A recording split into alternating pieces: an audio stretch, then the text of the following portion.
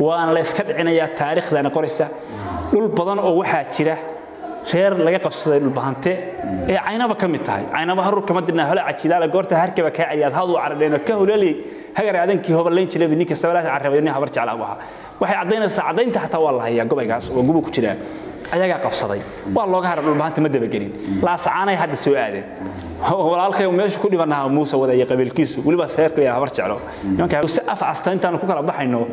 beesha caalamka sugaysaa markaan af asta ku kala baxno ee aan dhulkii aan waliba hore u lahayn 100 sano ka hor lahayn ee gobayga guba noo furmo beesha caalamka Muuse cadeyntiisana way haysaa oo dulmigu sameeyay way haysaa kulanti wacan wanaagsan daawadayaal meel kasta oo dunida daafeeda ka joogtaan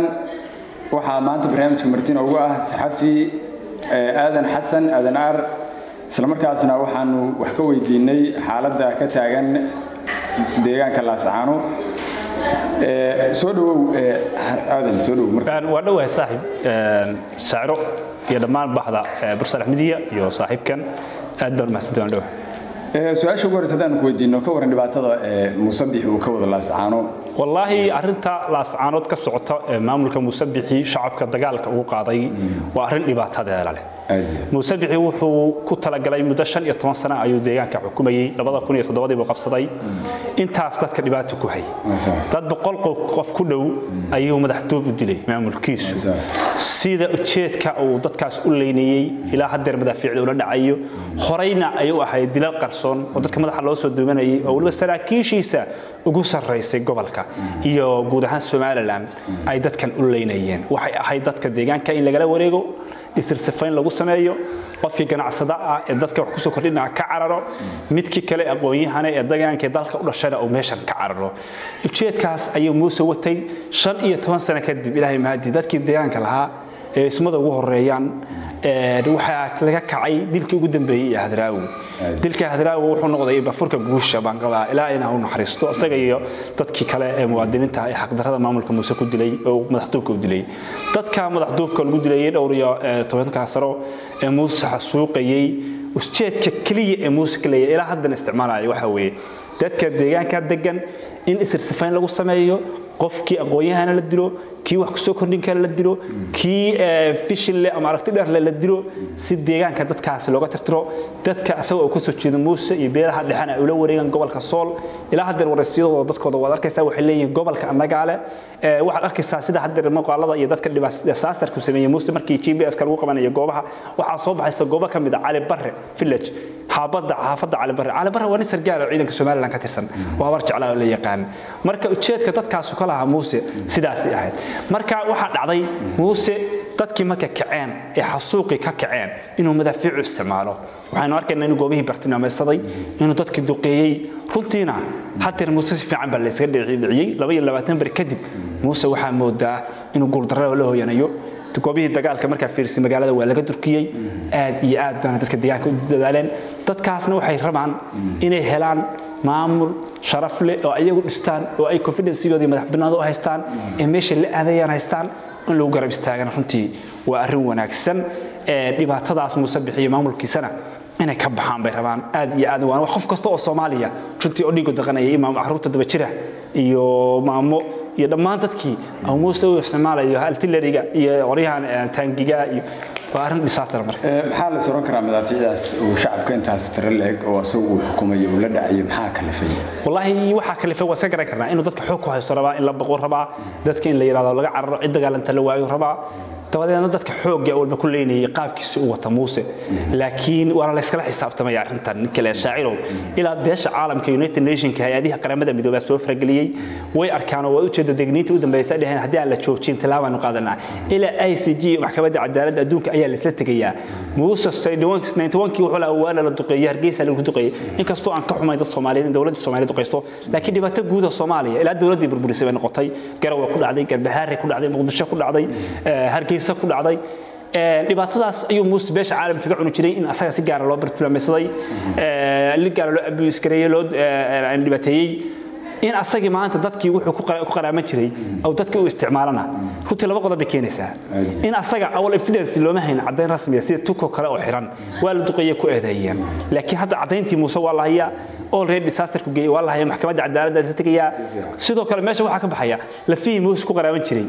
ee awran jiray dadkayga la xasuuqay ee diyaaradda Hargeysa la saaray soo la saxana u jiro wuxuu sameynaya shuruucaasna waa gubtay marka runtii wax badan bay keenaysaa waana la iska dhicinaya Muuse eedaynta Puntland uu u soo jeediyay Muuse iyo maamulkiisa oo ay yiraahdeen wuxuu qayb ka yahay dagaalka ama xasuuqa lagu hayo shacabka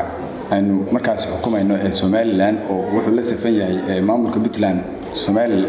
la sacaan waxaan leeyahay wuxuu la safan yahay shacabka reer la sacaanood ayada maxaad ka leedahay runtii Puntland way hadashay afkeeda anu kuma hadli karo oo mas'uuliyiinteeda way joogtaa laakiin door fiican bay qaadatay dawladdu wax luga kuma yeelan Puntland wax batibata oo dadka deegaanka ama Muuse inay u qabtaan ama inay Muuse mataqaanaa dhibaatayaan asaga mataqaanaa ma ay gashay Puntland waxa hadashay beesha caalamka waxay u gudbisay inay ka xun tahay arrintan disasterka dadka la garab istaago lugna aysan ku lahayn laakiin hadii Muuse ula jeedo qabiilada Puntland degan ee la dhashay reer SSC maxay noogu soo gurmanayaan maxay hubka u keenayaan muxuu artillerigan haysana kuwa ka casirsan ee qardo iyo gaalkacyo iyo garawo iyo gaalka uga imaanayaan iyo magaalooyinka kale ee Puntland iyo Sanaag iyo Baran haduu Muuse leeyahay hadda waa issue gaar ah ma garatay laakiin Puntland lug kuma leh garabna Puntland doorkii ugu wanaagsan bay qaadatay Puntland dagaalka lagu maray doorashadeeda iyo arrimaha dimuqraadiyadda ay wanaagsan xilligan bay wadaa lama oran karo Puntland lug bay ku leedahay marka waa arrinta waa fiic dhinaca kale gurmadiyada qabaa'ilku ay wadaan oo ay shacabka SSC mar walba la garab taagan yihiin ayada ka war arrintaas qabiiladu ay ku garab istaagayaan waa waajib dastuuriya iyo diineedba walaalka hadii la gardaran yahay qafo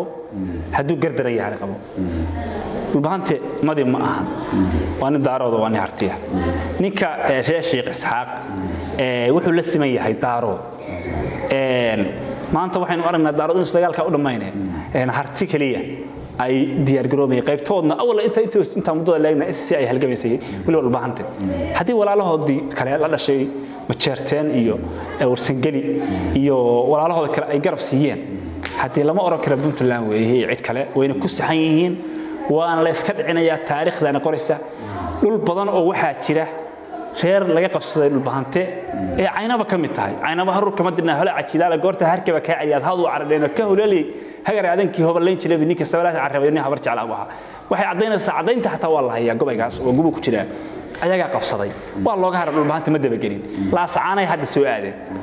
walaalkay meesha ku dhibanaha Muuse wadaya qabiilkiisu waliba seerka yaa habar jecel nimanka habar Yunus runtii waxa moodaa si fiican hadleen waa ka hadleen dagaalka waa ka xunaydeen laakiin habar jecel iyo nimanka jeegaanta la yiraahdo ya waa la iska dhicinayaa ma aha qof kasta oo muwaadin ee Soomaaliya ee dhig ku jirana in shacabka la xasuuqayo ka xumaada weeye in Muuse bixi dhibaatada wadana ka dagaalama weeye dadku way ku saxsan yihiin in heelsiyam ee taariikhdan qoraysa hal meel oo kamid ah dhulkii bahantana ma haysan ka dhaawar jecelo ana hadda ku sheegaya فهمت هرتي يا برجعلو نمسنا دارود iyo saaq wasiban hadii aysan joojin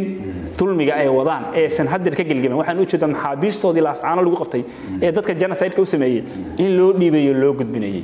laakiin hadii aysan joojin Muuse waxaan ay awado iyo qabiiladan ku haya ee laascaanood baan Muuse ku taageeraynaa waxa lagu murmi doonaa garab waa lagu murmi doonaa bidhahay burca lagu murmi doonaa oo qayb ka hor harti u lahaa baan leeyahay ugu dambeyntii arrinta beesha caalamka ee ku aadan Muuse iyo maamulkiisa ayada ka war beesha caalamku way ka xuntaa arrinta door bay ka jeer bay ka hadashay ilaa dhowr jeer waxay dhahan dagaalka la joojiyo